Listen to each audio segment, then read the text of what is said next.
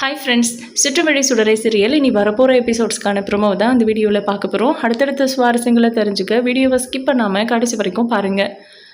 என்னதான் வெற்றியும் புலியும் கர்ணாவை சமாளிச்சுட்டு தான் நினச்சிக்கிட்டாலும் நம்ம கர்ணாவுக்கு வெற்றி மேலே சந்தேகம் இருக்க தான் செய்யுது. அதாவது நமக்கு தெரியாத ஏதோ ஒரு விஷயத்த பண்ணுறான், கூடவே புலி சப்போர்ட் பண்ணுறான். அப்போது நமக்கு தெரியாத ஒரு விஷயத்த அவன் பண்ணுற அளவுக்கு யோசிக்கிறான் அப்படின்னா கண்டிப்பாக அது அபி சம்மந்தப்பட்ட விஷயமா தான் இருக்கும் அப்படின்னு கர்ணா கெஸ் பண்ணுறாரு. ஆனால் அவன் வாயால் இதை வாங்குறது ரொம்ப கஷ்டம். அந்த அளவுக்கு அவன் ரொம்ப ரொம்ப கமக்கமாக இருப்பான். எப்படியாவது இதை நம்ம கண்டுபிடிக்கணும் அப்படின்னு கர்ணா மனசுக்குள்ளே யோசிச்சு வச்சுருக்காரு. ஆனால் கர்ணாவோட பிரச்சனை வளர்ந்துக்கிட்டே தான் போகுது. ஸ்வேதா கல்யாணம் பண்ணிக்கிறதுக்கு சம்மதம் சொல்கிறதுக்கு முன்னாடி வரைக்கும் ஒரு மாதிரி இருந்துச்சு. அதாவது கொஞ்சம் ஃப்ரீ மைண்டடாக இருந்தார். இப்போ ஸ்வேதா வேறு கல்யாணம் பண்ணிக்கிறதுக்கு ஒத்துக்கிட்டாங்க. கல்யாண பேச்சும் போயிட்டுருக்கு, கல்யாண வேலைகளும் மறைமுகமாக போயிட்டுருக்கு.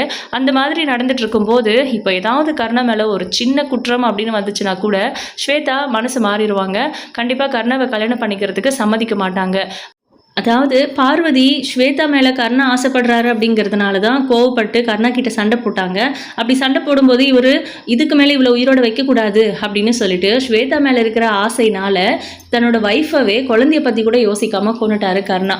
ஸோ ஸ்வேதாவை கல்யாணம் பண்ணிக்கணும் அப்படிங்கிறதுக்காக எந்த எல்லைக்குனாலும் போகக்கூடிய ஒரு மனநிலைமையில் கர்ணா இருக்கிறதுனால வெற்றியோட ஃப்ரெண்ட்ஷிப்பை இழக்க வேண்டியதாக இருந்தாலும் சரி, அதனால சொத்து மொத்தமும் இழக்க வேண்டியதாக இருந்தாலும் சரி, அவர் தயாராக இருப்பார். அந்த அளவுக்கு ஸ்வேதா மேலே பைத்தியமாக இருக்கார். ஆனால் ஸ்வேதா மேலே இன்ட்ரெஸ்ட் எடுத்து கர்ணா இந்த கல்யாணத்துக்கு சம்மதிச்சிருக்காரு அப்படிங்கிற விஷயம் மட்டும் தெரிஞ்சதுன்னா அதுவும் இவரோட சூழ்ச்சியில் தான் இந்த கல்யாணத்துக்கு ஸ்வேதாவை சம்மதிக்க வச்சிருக்கிறாரு.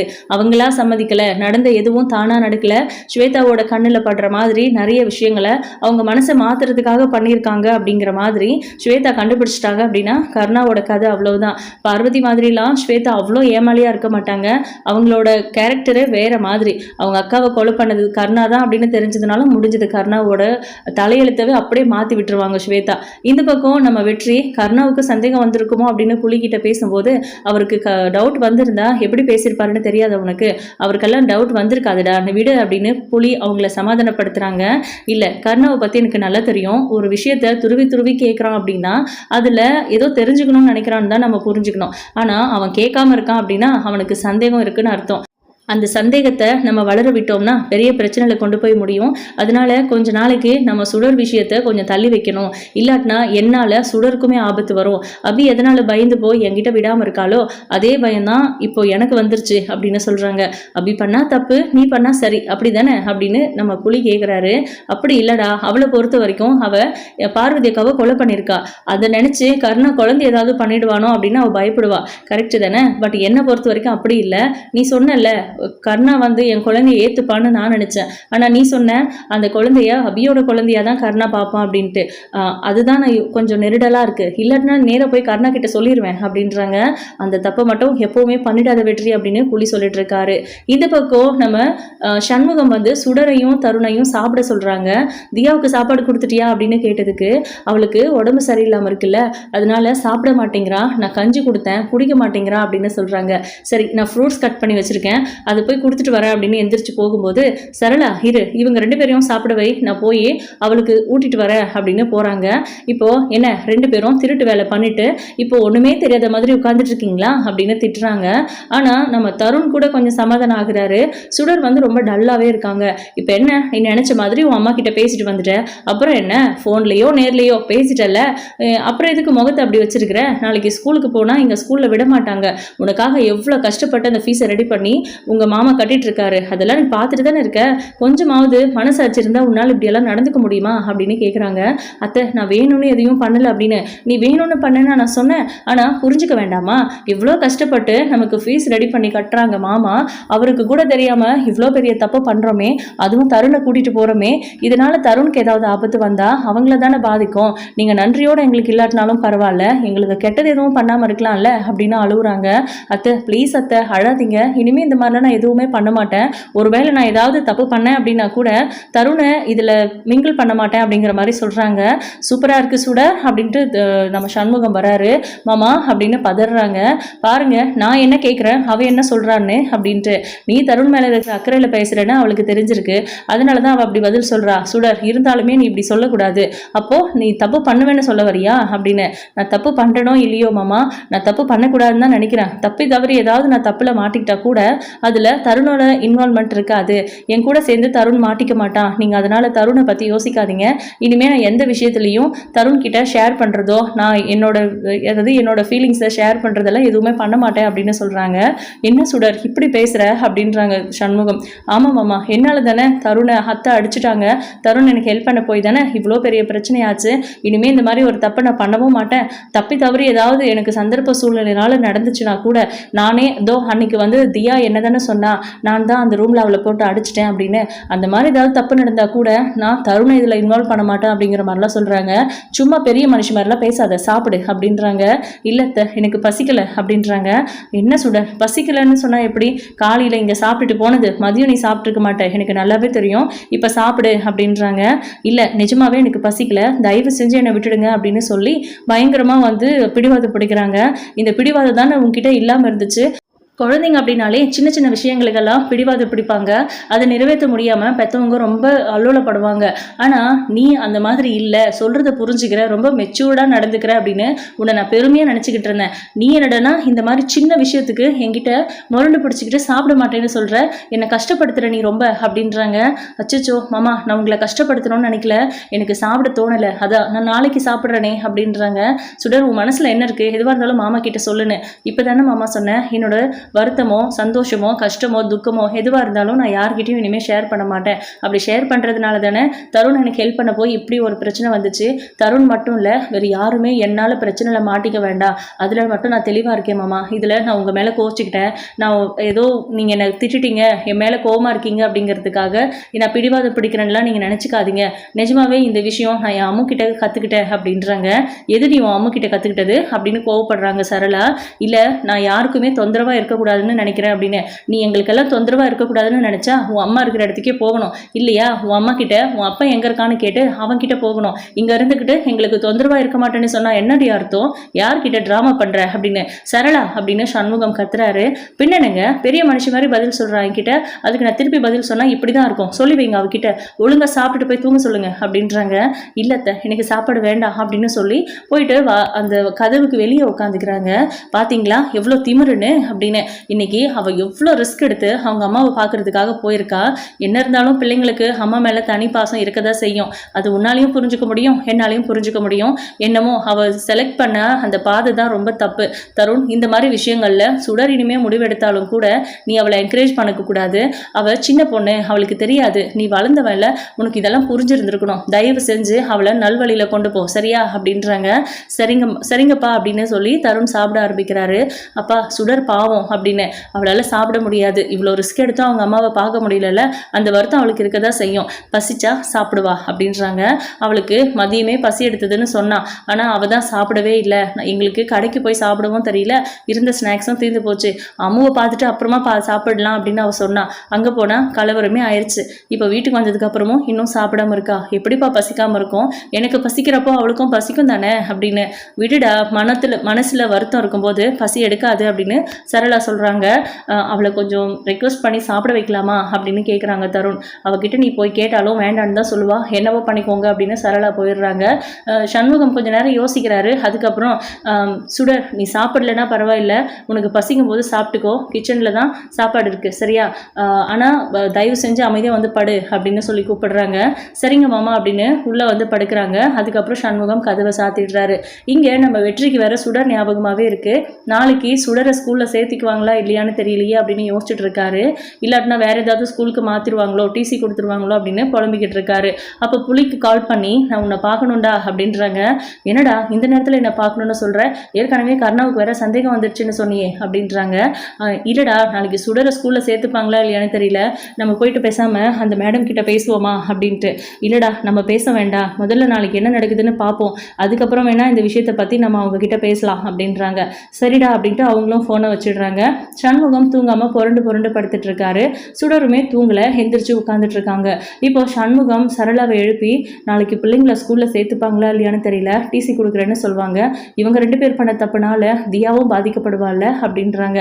தியா ஏற்கனவே ஒரு வாரமாக ஸ்கூலுக்கு போகல, கண்டிப்பாக 3 பேருக்கும் டிசி கொடுக்கறதுக்கு வாய்ப்பு இருக்குதுங்க அப்படின்னு கடுப்பாக்குறாங்க சரளா. நான் சுடர்கிட்ட பேசுகிறேன் இதை பற்றி அப்படின்னு வெளியே போனால் சுடர் உட்காந்துட்டு இருக்காங்க. சுடர் என்னாச்சு ஏன் உட்காந்துட்டு இருக்க அப்படின்னு கேட்டால், இல்லை மாமா எனக்கு தூக்கம் வரல அப்படின்னு. சாப்பிட மாட்டேங்கிற, தூக்கம் வரலன்னு சொல்கிற, நீ இப்படிலாம் இருந்தீன்னா உன் அம்மா என்கிட்ட இருந்து ஆசிரமத்துக்கு அனுப்பிடுவா, பரவாயில்லையா அப்படின்றாங்க. நானும் அதுதான் மாமா யோசிச்சுட்டு இருக்கேன் அப்படின்றாங்க. என்ன சொல்கிற நீ அப்படின்னு கேட்குறாங்க. ஆமாம் மாமா, நான் ஆசிரமத்துக்கே போயிடுறேன் அப்படின்ட்டு. என்ன பைத்தியமா உனக்கு, மாமா கூட இருக்க உனக்கு பிடிக்கலையா அப்படின்னு. எனக்கு பிடிச்சிருக்குதா, ஆனால் என்னால் உங்களுக்கு பிரச்சனை வரும்னு நினைக்கும் போது எனக்கு ரொம்ப கஷ்டமாக இருக்குது. நீங்கள் எவ்வளோ கஷ்டப்பட்டு ஃபீஸ் கட்டினீங்க, நாளைக்கு என்னை ஸ்கூலில் சேர்த்துப்பாங்களா இல்லையான்னு தெரியாது. அத்தை அதுக்காக சொல்லி ரொம்ப வருத்தப்பட்டாங்க. அவங்க வருத்தப்பட்டாங்கிறத தாண்டி எனக்குமே ரொம்ப பயமாக இருக்குது. நீங்கள் எவ்வளோ கஷ்டப்பட்டு ஃபீஸ் கட்டி என்னை அந்த ஸ்கூலில் சேர்த்து விட்டீங்க. அவங்க சேர்த்துக்க மாட்டோன்னு சொன்னப்போ கூட அப்படி இப்படின்னு அவங்கக்கிட்ட கெஞ்சி தான் என்னை ஸ்கூலில் சேர்த்திங்க. அதை நான் ஒழுங்காக பயன்படுத்தாமல் இந்த மாதிரி கோட்டை விட்டுட்டேன். அவங்க எல்லாரும் என்கிட்ட சத்தம் போடுவாங்க. என்னால் நீங்கள் நாளைக்கு திட்டு வாங்குவீங்கன்னு நினச்சா ரொம்ப கஷ்டமாக இருக்குது அப்படின்னு சொல்கிறாங்க. அதெல்லாம் மாமா நான் பார்த்துக்கிறேன், நீ அதை பற்றியெல்லாம் கவலைப்படாத சரியா அப்படின்றாங்க. சரிங்க மாமா அப்படின்ட்டு இருந்தாலும் அழுகுறாங்க. அவங்கள படுக்க வச்சு தலையை வருடி விட்டு தூங்க வைக்கிறாங்க சுடரை நம்ம சண்முகம். அதுக்கப்புறம் அன்னைக்கு காலையில் சுடரும் தருணும் ஸ்கூலுக்கு ரெடி ஆகிட்டு இருக்காங்க.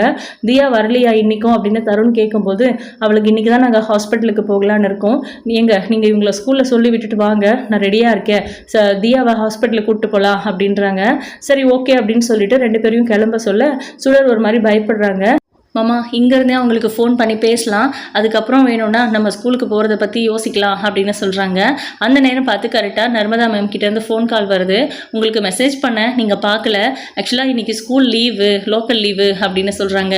எதுக்காக அப்படின்னு கேட்டால், லோக்கலில் ஏதோ திருவிழான்னு கேள்விப்பட்டேன் சார், அதுக்காக லீவ் விட்டுருக்காங்க அப்படின்னு சொல்லிட்டு பிள்ளைங்களை பத்திரமா பார்த்துக்கோங்க, ஸ்கூலுக்கு அனுப்பாதீங்கன்னு ஃபோனை கட் பண்ணிடுறாங்க. இப்போது சண்முகம் பிள்ளைங்களை வீட்டிலே இருக்க சொல்லிடுறாங்க. இப்போ வெற்றிக்கு ஸ்கூல் லீவுன்னு தெரிஞ்சதுனால சுடரை பார்க்குறதுக்காக இங்கே வீட்டுக்கு வந்தால் நம்ம தருணும் சுடரும் மட்டும் வெளியே உட்காந்துட்டு ஃபீல் பண்ணிட்டுருக்காங்க. அதை பார்த்து ரொம்ப வருத்தமாக இருக்குது. குழந்தைகிட்ட பேசலாம் அப்படின்னு யோசிச்சா உள்ளே போகலாமா வேணாவா அப்படின்னு வெளியவே நிற்கிறாங்க. சண்முகம் வண்டி எடுத்துகிட்டு வெளியே வராரு. அவர் போனதுக்கப்புறம் உள்ளே போகலான்னு சொல்லி வெயிட் பண்ணிட்டுருக்காங்க. இப்போ சண்முகம் போனதுக்கப்புறம் சுடர்கிட்ட பேசலான்னு உள்ளே போனால் அங்கே நம்ம சரளா இருக்காங்க. அவங்களுக்கு தான் நம்ம யாருன்னு தெரியாதுல்ல அப்படின்னு சொல்லிட்டு, என்னாச்சு சுடர், இன்னைக்கு லீவ் விட்டாச்சு, எங்கேயும் வெளியில் போகலையா அப்படின்னு கேட்குறாங்க. வாங்க தம்பி உட்காருங்க அப்படின்னு சேர் கொடுக்குறாங்க. பரவாயில்லக்கா இருக்கட்டும், சுடரையும் தருணையும் என் கூட அனுப்புகிறீங்களா, பார்க்கில் மகேஷ் விளையாடிட்டு இருக்கான் அப்படின்றாங்க. அப்போது இல்லை வேண்டாம், அவங்க மாமா திட்டுவார், அவள் இங்கேயே இருக்கட்டும், அவங்க கொஞ்சம் பெரிய பெரிய வேலையெல்லாம் பண்ணாங்க, உங்களுக்கு தெரியாது அப்படின்னு. அங்கிளுக்கு தெரியும் அப்படின்னு சொல்கிறாங்க நம்ம தருண். அதுக்கப்புறம் முறைக்கிறாங்க சரளா. சரி ஓகே பரவாயில்ல இருக்கட்டும், நான் கிளம்புறேன் அப்படின்னு அவங்க வந்துடுறாங்க. என்ன பண்ணுறதுனே தெரியல, பிள்ளைங்களை பயங்கரமாக திட்டிருப்பாங்க போல இருக்குது அப்படின்னு நம்ம வெற்றி நினச்சிக்கிறாரு. அடுத்த நாள் காலையில் ஸ்கூலுக்கு யூனிஃபார்ம் கூட மாற்றாமல் அமைதியாக உட்காந்துட்டு இருக்காங்க. சண்முகம் எங்கேயோ வெளியில் போனவர் உள்ளே வரும்போது காய்கறி எல்லாம் வாங்கிட்டு வராரு. அதை சரளா கிட்ட கொடுத்துட்டு, ஏன் இவங்க 2 பேரும் ஸ்கூலுக்கு ரெடியாகாமல் உட்காந்துட்டு இருக்காங்க அப்படின்னு கேட்குறாங்க. தெரியலிங்க, அவங்க 2 பேரும் உருன்னு உட்காந்துட்டு இருக்காங்க காலையிலேருந்து அப்படின்னு. என்னடா ஸ்கூலுக்கு கிளம்பலையா அப்படின்னு. கண்டிப்பாக அவங்க எங்களை ஸ்கூலில் சேர்த்துக்க மாட்டாங்கப்பா, எனக்கு ரொம்ப பயமாக இருக்குது அப்படின்னு. தப்பு பண்ணுறதுக்கு முன்னாடி இதை யோசிச்சிருக்கணும் அப்படின்றாங்க சரளா. அதுக்கப்புறம் சரி இன்னைக்கு கிளம்புங்க, நான் உங்கள் கூட வரேன் அப்படின்னு. அப்பா நீங்கள் அவங்க கிட்ட பேசுறீங்களா அப்படின்னு. பேசி தானே ஆகணும், பிள்ளைங்க தப்பு பண்ணால் அப்பா கண்டிக்கிறது மட்டும்தான், அதாவது கண்டிக்கிறதுக்கு மட்டும்தான் உங்களுக்கு உரிமை இருக்கா, அதை சரி பண்ணுறதும் எங்களோட கடமை தானேப்பா அப்படின்ட்டு கூட்டு போகிறாங்க. ஆனால் உள்ள கேம்பஸ்குள்ளவே விடக்கூடாதுன்னு செக்யூரிட்டி கிட்ட சொல்லி வச்சுருக்காங்க. அதுக்கப்புறம் செக்யூரிட்டி கிட்ட ஃபோர்ஸ் பண்ணி இவங்க 2 பிள்ளைங்களும் உள்ளே கூப்பிட்டு போனால், சார் நான் இவ்வளோ சொல்லியும் கேட்காம உள்ளே வந்துட்டாங்க அப்படின்னா பிரின்ஸிபல் கோச்சுக்கிட்டு அவங்க பாட்டு கிளம்பி போயிடுறாங்க, பேசுகிறதே இல்லை இவங்க கிட்ட. நர்மதா மேம் மட்டும் அங்கே உட்காந்துட்டு இருக்காங்க. இப்போது இவங்க போகும்போது, என்ன சுட தருண் நல்ல காரியம் பண்ணீங்கல்ல, நல்ல கெட்ட பேர் வாங்கி கொடுத்துருப்பீங்க ஸ்கூலுக்கு அப்படின்னு பயங்கரமாக கோச்சிக்கிறாங்க. உங்களுக்கு டிசி ரெடியாக இருக்குது, நீங்கள் வாங்கிட்டு கிளம்பிட்டே இருக்கலாம் அப்படின்னு சொல்கிறாங்க. வேணும்னா தியாவை மட்டும் ஸ்கூலுக்கு அனுப்புங்க அப்படின்னு நர்மதா சண்முகம் கிட்ட சொல்ல, ப்ளீஸ் மேடம் அந்த மாதிரிலாம் எதுவும் பண்ணிடாதீங்க அப்படின்னு சொல்லி ரொம்ப கெஞ்சி கேட்குறாரு சண்முகம். நீங்கள் பிரின்ஸிபல் கிட்ட பேசிடுவாங்க எதுவாக இருந்தாலும், அதுக்கப்புறம் பார்த்துக்கலாம் அப்படின்னு அவங்க 3 பேரையும் வெளியே போக சொல்லிடுறாங்க. அப்போ பார்த்து வெற்றி வராங்க நர்மதா கிட்ட பேசுகிறதுக்கு. அவர் வரும்போது அவங்க பயங்கர, அதாவது அந்த கோவம் எல்லாம் இல்லாமல் நார்மலாக பேசுகிறாங்க. ஃபஸ்ட்டு சுடருக்காக தான் பேச வந்திருக்காங்கன்னு தெரிஞ்சதும் கோவப்படுறாங்க. மிஸ்டர் இங்கே பாருங்கள், உங்கள் பிள்ளை யார், உங்கள் வீட்டு பையன் அவன் தான், அவனை எந்த தப்பும் பண்ணலை, அதனால நீங்கள் அவனை பற்றி மட்டும் தான் எங்ககிட்ட பேசணும். எதுவாக இருந்தாலும் தப்பு பண்ணவங்களோட பேரண்ட்ஸ் வந்து எங்களுக்கு நாங்கள் கேட்குற கேள்விக்கு பதில் சொல்லணும். அவங்கள இந்த ஸ்கூலில் சஸ்டெயின் பண்ண வைக்கிறதுக்கெல்லாம் வாய்ப்பே இல்லை. கரஸ் சார்லாம் பயங்கர கோவத்தில் இருக்காரு அப்படின்னு சொல்லிட்டு இருக்காங்க. ப்ளீஸ் மேடம் உங்களை கையெடுத்து கும்பிட்டு கேட்டுக்கிறேன், அவங்க 2 பேரையும் ஸ்கூலில் திரும்ப சேர்த்துக்கோங்க, ரொம்ப நல்ல பிள்ளைங்க அப்படின்னு கெஞ்சுறாங்க. அப்போ பார்த்து சண்முகம் 2 பிள்ளைங்களும் கூப்பிட்டுட்டு உள்ளே வர, வெற்றி சுடருக்காக கெஞ்சி பேசிக்கிட்டு இருக்கிறத சண்முகம் பார்த்து ஆத்திரப்படுறாரு. நீ எதுக்கு எங்கள் வீட்டு பிள்ளைக்காக கெஞ்சிட்டு இருக்கிற, நாங்கள் பார்த்துக்குறோம், நீ கிளம்பு அப்படின்னு சொல்கிறாங்க. உங்கள் பிள்ளைங்க தப்பு பண்ணியிருக்காங்க, அந்த தப்பை மன்னிச்சு பிள்ளைங்களை மறுபடியும் ஸ்கூலில் சேர்த்துக்கோங்கன்னு அவர் கேட்க வந்திருக்காரு. அது கூட புரிஞ்சுக்காம உங்கள் பாட்டுக்கு பேசுகிறீங்க அப்படின்ட்டு நர்மதா கோச்சிக்க, இல்லை மேடம் அது அப்படின்னு தடுமாறுறாரு. இவர் தான் சுடரோட அப்பான்னு சொல்கிறதுக்கும் நம்ம சண்முகத்துக்கு மனசு வரல அந்த இடத்துல. ஏன்னா சுடரும் அங்கே இருக்காங்க அப்படிங்கிறதுனால. கேப்டனும் அங்கே வந்திருந்தாரு எங்களுக்காக, எங்களை தேடிக்கிட்டு மகேஷ் சொல்லியிருப்பான் போல இருக்கு அப்படின்னு சுடர் சொல்கிறாங்க. ஏன் சார் நடந்ததெல்லாம் நீங்களே கேள்விப்பட்டிருக்கீங்கல்ல, அப்புறம் என்ன அவங்களுக்காக நீங்கள் பறிஞ்சு வந்து பேசுறது, உங்கள் பிள்ளை இப்படி பண்ணியிருந்தா அப்படி தான் பண்ணியிருப்பீங்களா அப்படின்னு கேட்குறாங்க. ப்ளீஸ் மேடம், இவங்க 2 பேரை பற்றி மகேஷ் சொல்லியிருக்கான், ரொம்ப நல்ல பிள்ளைங்க, படிக்கிறதுலையும் கெட்டிக்காரங்க தான், தயவு செஞ்சு இது ஒரு முறை மட்டும் மன்னிச்சு அவங்கள விட்டுடுங்க, அவங்களுக்கு நான் கார்டியனாக நிற்கிறேன் அப்படிங்கிற மாதிரி. எங்கள் வீட்டு பிள்ளைங்களுக்கு நீங்கள் ஏன் கார்டியனாக நிற்கணும் அப்படின்னு சண்முகம் கத்த, ப்ளீஸ் சார் கொஞ்சம் அமைதியாக இருங்க அப்படின்னு சொல்லிட்டு நம்ம வெற்றி இந்த மாதிரி பேசிகிட்டு இருக்காரு. எதுவாக இருந்தாலும் நாங்கள் நாளைக்கு தான் எங்களோட டெசிஷனை சொல்லுவோம் அப்படின்னு சொல்லி இப்போ போக சொல்லிடுறாங்க. ஏன்னா கரை சார்கிட்ட பேசணும், நான் வேணால் சுடருக்காக பேசி பார்க்குறேன் அப்படின்னு சொல்லியிருக்காங்க. இப்போ வெளியே வந்ததுக்கப்புறம் பிள்ளைங்களை நீங்கள் போயிட்டே இருங்க நான் வந்துடுறேன் அப்படின்ட்டு சண்முகம் வெற்றியோட சட்டையை பிடிச்சி கேட்குறாங்க. நீ எதுக்குடா இந்த பிள்ளைங்களுக்காக வந்து பேசுகிற அப்படின்ட்டு. சுடர் என் பொண்ணுன்னு எனக்கு தெரியும் அப்படின்றாரு வெற்றி. உடனே ஷாக் ஆகிட்டு அப்படியே சட்டையிலேருந்து கையை எடுத்துடுறாரு சண்முகம். என்ன அப்படின்னு. ஆமாம், நீங்கள் யாரும் சொல்லலைன்னா எனக்கு தெரியாதா, அவள் என் பொண்ணு தானே எனக்கு தெரியும், என் பொண்ணை பற்றி நான் கவலைப்படணும்ல, இதுக்கு மேலே என் பொண்ணுக்காக நீங்கள் செலவெல்லாம் பண்ண தேவையில்லை, அவளுக்கு தேவையான எல்லாத்தையும் நான் பார்த்துப்பேன். ஒருவேளை என்னை அவளுக்கு செலவு பண்ணுறதுக்கு விட மாட்டீங்க, அவள் கூட பேசுகிறதுக்கு விட மாட்டீங்க அப்படின்னா கண்டிப்பாக அவள் என் கூட இருக்கிறதுக்கு என்ன பண்ணணுமோ அதை பண்ணுவேன். நான் மறுபடியும் சொல்கிறேன், இப்போ வரைக்கும் நான் தான் அவளோட அப்பான்னு அவளுக்கு தெரியாது, சொல்ல வச்சிடாதீங்க அப்படின்னு சொல்லிட்டு நம்ம வெற்றி அங்கேருந்து கிளம்புறாரு. சண்முகம் இந்த விஷயத்தில் என்ன முடிவெடுக்க போகிறாருன்னு வெயிட் பண்ணி பார்க்கலாம். அபிக்கு தெரிஞ்சால் பயங்கரமாக கோவப்படுவாங்க. உங்களோட கருத்துக்களை கமெண்ட் பண்ணுங்கள். Thank you.